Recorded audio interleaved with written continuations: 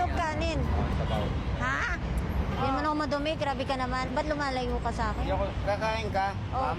opo. Bakit po? May, Wala po akong pera. di, ako, kakain ikaw? Opo. Sige. Hala, bigyan mo na ako? Kung kakain ka, kain. O, hingi ka na lang ng sabaw. Ano yan? Sa'yo, Bigyan mo ako? bibigyan ka sa kain. O, sige. Bibigyan mo ako pagkain. Opo, opo. Sige po. Akin to? Opo. Yan. Sige, kain ka na. Samahan mo muna ako.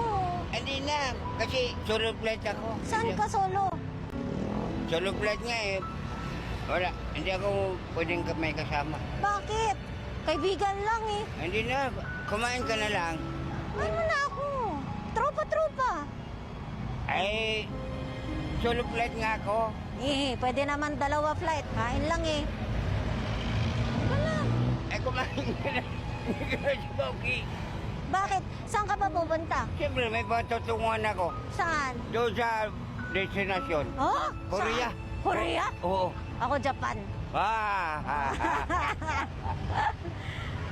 Asan ang pamilya mo? Gagawa pa lang ako ng pamilya. Ha? Oo. Oh? Oo. Kaya nga, pupunta ako ng Korea. Sa Korea ka ba gagawa? Opo. Oh. Para magkaroon ako ng pamilya. Kumain ka. Halika na, libre kita. Libre kita. Binigyan ka ng shampoo.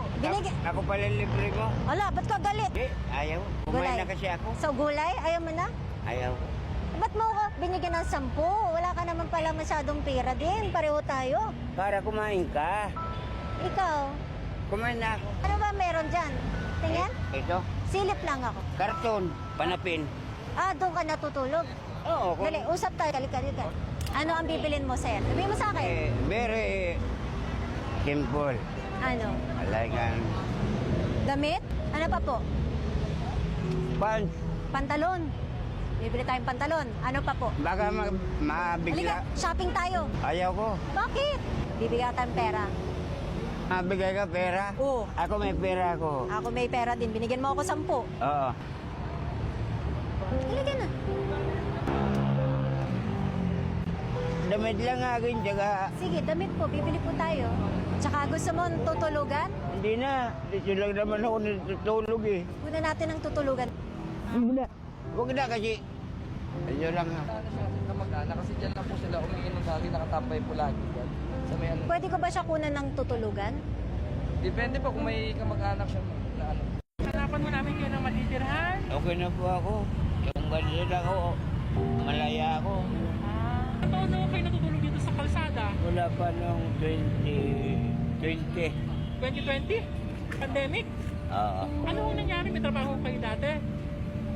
Mayroon pa ako trabaho eh. Nawala yung gamit ko. Ano ang trabaho niyo dati? Maton po. Sa construction? Opo. Natigil ho kayo Tigil kasi nawala. ng mga gamit. Nakaw eh. Imagine mo may problema ka na. Nabigla ako kasi humihingi ako sa iba at bigla na lang siyang lumapit sa akin. Tinanong niya kung kumain na ba ako at bigla na lang niya akong inabutan ng 10 piso. Kahit 15 lang ang pera niya. Pambili ng sabaw. Maganda ang puso niyan. He just needs help. Mabait siya. Kailangan ko siyang tulungan.